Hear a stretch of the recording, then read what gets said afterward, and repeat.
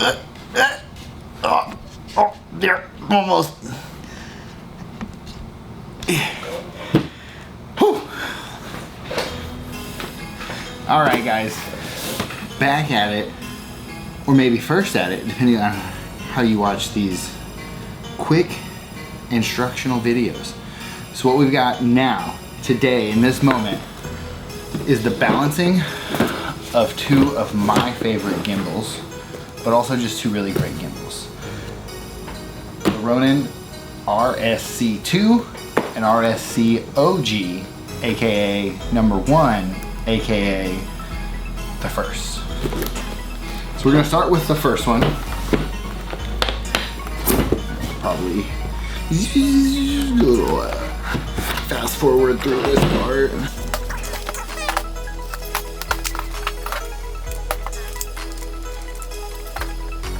All right, we're gonna start with the Ronin SC1. First off, we gotta get the plate on the camera. Now, it is important to note that when you're balancing a gimbal of any kind, that you have the gimbal set up how you're going to use it with the camera in its entirety. So if you're gonna have a lens hood, your battery, you're gonna have the screen popped out, however you're gonna use the gimbal with your camera, make sure you balance it that way. Otherwise, it can get a little wonky when you're starting to balance it. So for the Ronin SC1 OG, the first, we're gonna start off with the plate. Now, if you notice on the plate, it's got a lighter and a heavier camera indicators. The R6 and the 6D Mark II, and even the Sony, not as much, but with the 28-75, are gonna be a little bit on the heavier side. So we're gonna push those all the way towards the back. And I would suggest, best practice, because these are smaller gimbals, that you use a 35 or a 50 on them. Now, it's also important to have a multi-tool, a key, or a coin to tighten that tripod plate down on the camera. Now, if you use your keys, you could risk not getting back into your car or your home. Don't be that person. Use a coin or a screwdriver or a multi-tool. All right. This guy's got locks all the way around it. There's one here, here, and here. I'm gonna go ahead and unlock all of those and get the gimbal where I need it. I'll lower this down just a little bit. And then I'm gonna lock whichever axes or whichever motors that I'm not using, just so it's not fully flopping around. There we go. Now I can focus on that guy right there. So this gimbal is a little bit unique in the fact that there's still full balancing articulation points on it. However, I don't know if this is focused on my face or not. However, what controls the plate and the left and right balance on here is going to be the same guy on bottom.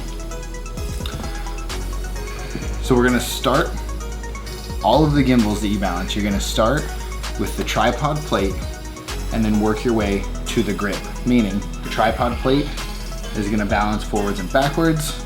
Then we're gonna go here, side to side. We're gonna go here, up and down.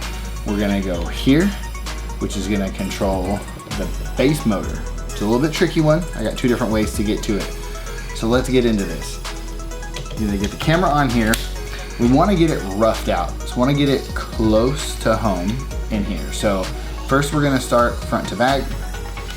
Make sure it just sits there. And whenever you have the gimbal fully balanced, in the end, you should be able to move it anywhere you want and just stick it and it'll hold because it's in perfect balance. So now we're not tipping crazy forward or backwards. We're gonna move here. Let's not forget that guy right there. I had it locked, tricked myself. You're always gonna go opposite, right? It's a balance. So if we swing down this way, we need to push it back this way. And notice as I'm doing this, I'm not fully letting it crash down or anything. I'm just letting my hands off and seeing which way it's going until we start to get home. Now we want to get the gimbal and most of its axes relatively close to where they need to be before we try to start fine tuning it. Otherwise you're going to get yourself caught in what I refer to as the doom loop. And that's whenever you adjust one setting, adjust one arm, and it goes back just flying all over the place. So we're pretty good here, right? We got that guy, we're still going a little bit down, right there, good. Now notice when I move it here, cascades forward. When you're doing this, you can just loosen these things, loosen these tighteners, loosen the tighteners, loosen the screws just a little bit at a time, and give it a little bit of a push. So that way it's not super loosey-goosey. You push it forward and it zings forward. Just got a little back motion.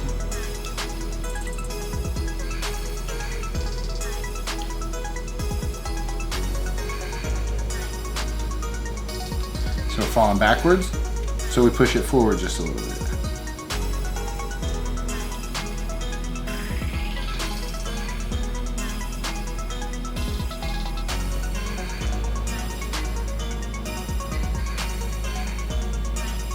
Up, up.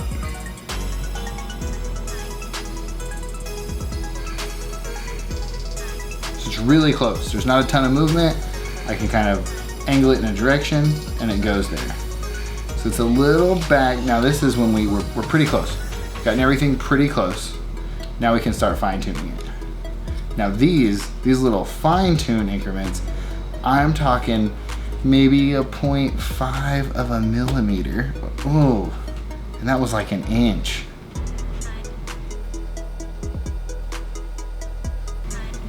Now notice that it still has a tiny bit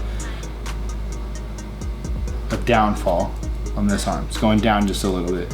So just barely gonna squeak it over.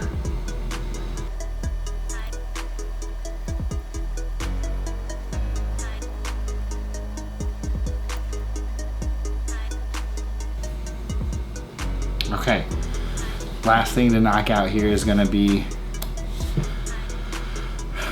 our pan. So in that, there's two different ways to do it. The first one is by tilting the gimbal on two of the legs and seeing if it rotates. Now, it didn't really rotate a lot there, but if I really put this in a weird position, really get it out of balance, and I go to tilt it over, it falls, right? So that's not balance. Now for me, the easiest thing to do is to grab the gimbal. I usually set it on a table, but I can easily see by holding it like so that it's wildly out of balance. So remember, we're creating a counterbalance. Moved it forward just a little bit. There we go.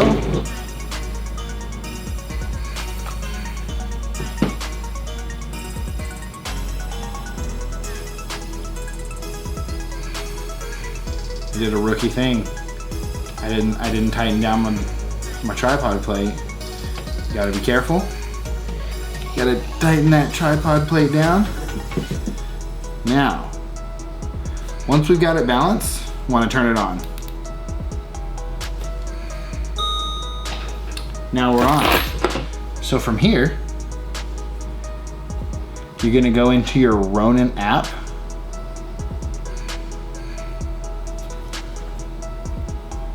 Ooh, Ronin app. And we're gonna hit motor, parameter, and then we're gonna do an auto tune. We're gonna click OK. Now it's gonna do the Ronin dance. And what it's gonna do is readjust the motor speeds and strengths to fit the camera. Bam, tuned, ready to rock for the camera. Also in the app, if you go into a balance test, you can check your balance. This is really important. If you don't have a ton of experience, make sure you get to your event or wherever you're going just a little bit earlier and test the balance. Making sure that you have a proper balance on these gimbals is the only way to ensure the longevity of the motors and the life of the battery. If the motors are just working way too hard, you're gonna kill the battery, you're gonna be sad. I'm gonna be sad if you kill the gimbal. Choice is yours. Check your balance,